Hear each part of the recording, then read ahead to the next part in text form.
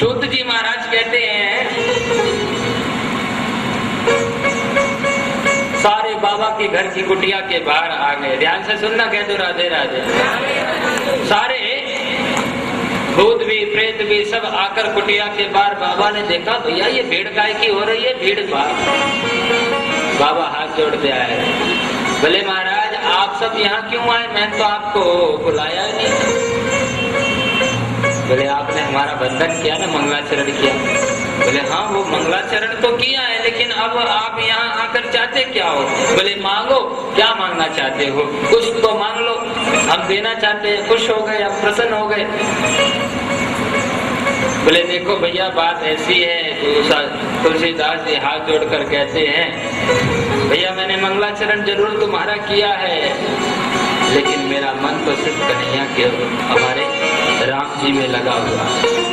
मुझे तो आप सब एक आशीर्वाद दे दो कि कभी मैं सिया राम जी के चरणों से विमुख मन हटू नहीं, बस ये कृपा कर दो। कभी हमें ये ना सोचे कि भैया ये राम जी की कथा है, राम जी की कथा में जाकर आप राम जी से प्रार्थना करें, हे राघवेंद्र जी मेरा मन कभी कन्हैया के चरणों से हटे नहीं, ये आशीष प्रदान कर दो। हो सकता प्रसन्नता तो जब ही आएगी जब आपके मन के अंदर की मैलता हटेगी। अगर तराजू बनकर जीवन को तराजू में जोखोगे तो कभी किधर का पल्ला भारी मिलेगा, कभी किधर का पल्ला भारी रहेगा। बराबर कभी नहीं हो सकता, जीवन समान रूप से चल ही नहीं सकता। इसलिए ना वहाँ पर राम की वंदना की है, ना कृष्ण को पूछा, ना शंकर को कहा। एक बात अंत में कह दी कि सत्यम परम धीमहि, सत्यता में हमेशा परमात्मा का वास है, इसलिए सत्य का ही बंधन किया है मंगलाचरण में। और भागवत में एक बार नहीं, दो बार नहीं, तीन बार सत्यता की बात आई।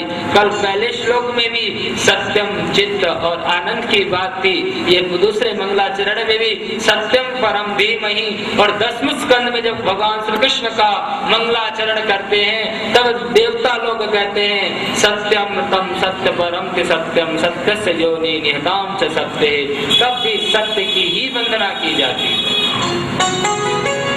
सत्य ही मानव का सबसे बड़ा जीवन है। और एक और बात प्रेम से कह दो राधे राधे। ये जीवन आपको मिला है, ये जीवन मिलने के बाद भी हम एक बड़ी सुंदर बात कही,